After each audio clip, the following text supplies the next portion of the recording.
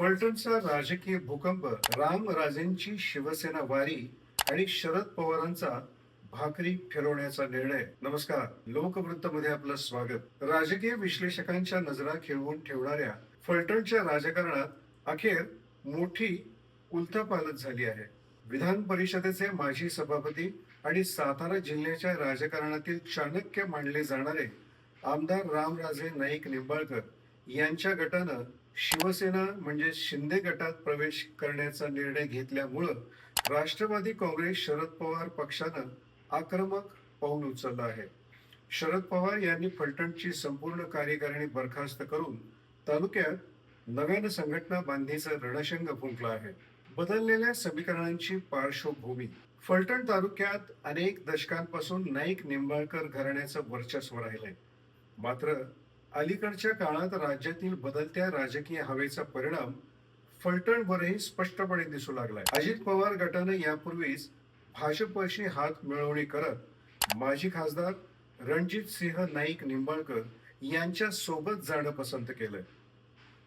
यामुळं राष्ट्रवादीचे अजित पवार गटाचे आमदार निवडून आले आणि नुकत्याच झालेल्या नगरपालिका निवडणुकीतही ही युती कायम राहिली.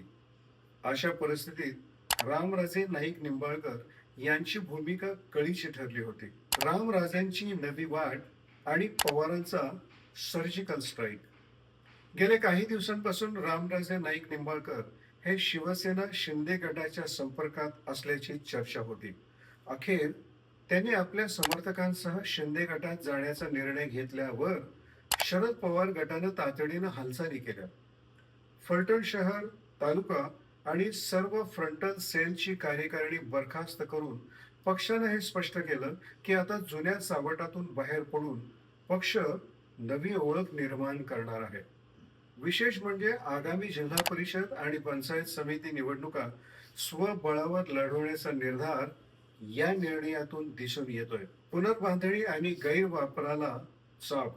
कार्यकारिणी बरखास्त केल्यानंतर शरद पवार गटानं आक्रमक पवित्रा घेतला. येत्या 8 दिवसात नव्या दमाच्या कार्यकर्त्यांची मोठ बांधण्यासाठी महत्वाची बैठक बोलवण्यात आली आहे. या दरम्यान जुन्या पदाधिकाऱ्यांनी किंवा रामराजे गटाच्या समर्थकांनी राष्ट्रवादी शरद पवार पक्षाच्या नावाचा किंवा पदाचा कोणताही गैरवापर करू नये असा कडक इशारा देण्यात आला आहे. हे पाऊल म्हणजे केवळ संघटनात्मक बदल नसून शरद पवारांनी फलटणमध्ये स्वतःचं स्वतंत्र अस्तित्व निर्माण करण्यासाठी दिलेला हा थेट इशारा मानला जातोय.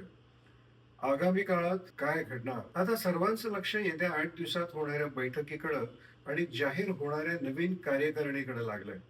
फलटणमध्ये आता तिरंगी लढत पाहायला मिळण्याची शक्यता आहे.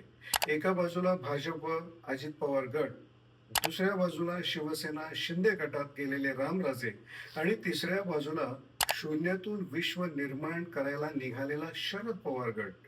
या सत्ता संघर्षात फलटणची जनता कोणाच्या पारड्यात आपलं माप टाकते हे पाहणं औत्सुक्याचं ठरणार आहे. शरद पवार यांचं फलटण तालुक्यातील अस्तित्व जवळजवळ संपुष्टात आल्याचं चित्र सध्या बघायला मिळतंय.